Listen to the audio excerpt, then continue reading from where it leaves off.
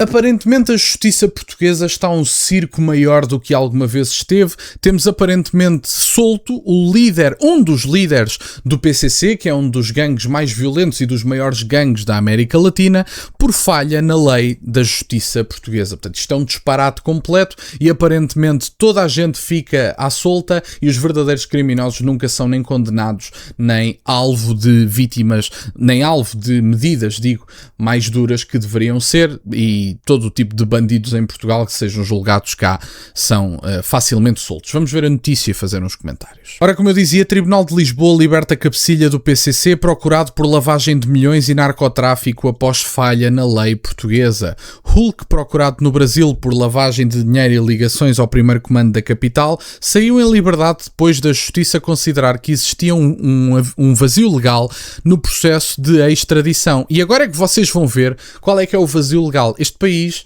e honestamente, isto não é um país, é uma república das bananas, literalmente, e portanto, depois ainda dizem, Alexandre, como é que podes ser monárquico? Eu pergunto-vos, como é que vocês podem ser republicanos? Mas enfim, já nem vou entrar pelos regimes ideais, porque isso não é o tema de hoje.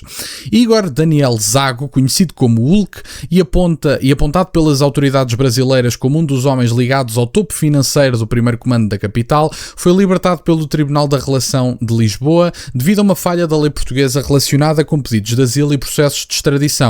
Segundo o Correio da Manhã, o brasileiro de 44 anos tinha sido detido pela PJ em novembro de 2025, perto de um condomínio de luxo em Cascais, quando saía do ginásio. Na altura, acabou transferido para a cadeia de Monsanto após o tribunal decretar prisão preventiva. Segundo as autoridades brasileiras, era a partir de Portugal que Hulk continuava alegadamente a coordenar operações de lavagem de dinheiro ligadas ao PCC, uma das maiores organizações criminosas da América do Sul. O suspeito vivia num apartamento de luxo em Cascais, pelo qual pagava 7.000 euros mensais. Portanto, era uma renda daquelas baixinhas, como sabem.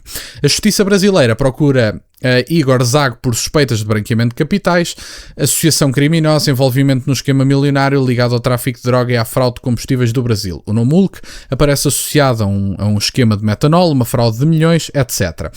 A questão é que é impedida a extradição e a lei portuguesa falha, mesmo por questões de asilo. Porque vocês vão ver qual é que foi a jogada do advogado deste senhor para ele ficar à solta. Isto, quer dizer, isto contado ninguém acredita, só neste país. Este país é uma anedota internacional do ponto de vista judicial. Um homem que está a ser procurado no Brasil. Supostamente dizem, não, mas os acordos da CPLP facilitam determinadas extradições, não facilita nada.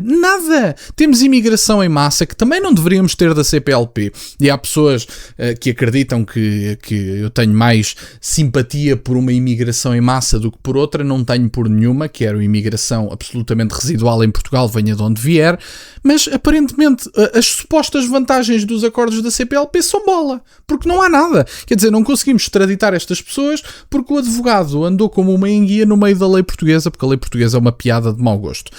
E tem aqui, depois da detenção, avançou com vários recursos para tentar impedir a extradição para o Brasil. Um dos mecanismos foi um pedido de asilo apresentado à AIMA. Portanto, ele apresentou um pedido de asilo à AIMA. Embora esse pedido tenha sido recusado, o recurso apresentado no Tribunal Administrativo continua pendente, e foi precisamente aí que surgiu o problema jurídico, agora identificado pelo Tribunal da Relação de Lisboa. Segundo explicou o próprio Tribunal, a lei portuguesa determina que um pedido de asilo suspende o processo de extradição até existir uma decisão definitiva. No entanto, a legislação não prevê a suspensão do prazo máximo da prisão preventiva para esse período. Na prática, Portugal ficou impedido de extraditar Hulk, mas também sem base legal para continuar a mantê-lo preso no limite previsto da lei. Face a este vazio jurídico, o Tribunal da Relação de Lisboa ordenou a libertação do alegado Cabecilha do PCC esta quarta-feira. Ou seja, este senhor basicamente é o seguinte: ele estava preso e havia base legal para o ter preso. E supostamente estavam a chegar ao fim os prazos legais para este senhor estar preso. Ele submete um pedido de asilo. Esse pedido de asilo garante que ele fica basicamente impedido de ser extraditado até haver uma resposta concreta do tribunal. Ou seja, já não há prazo legal para o manter cá preso, mas também não há possibilidade legal de o extraditar para o Brasil. O que é que isto significa na prática? Que este artista está solto em Portugal. E está solto porque o nosso sistema judicial é uma inutilidade. Portanto, aparentemente, basta fazer um pedido de asilo em Portugal e ser estrangeiro. O processo demora imenso, como toda a gente sabe. para andar à vontade, em liberdade. E obviamente que os advogados depois exploram estes vazios legais, porque a justiça em Portugal é uma piada de mau gosto.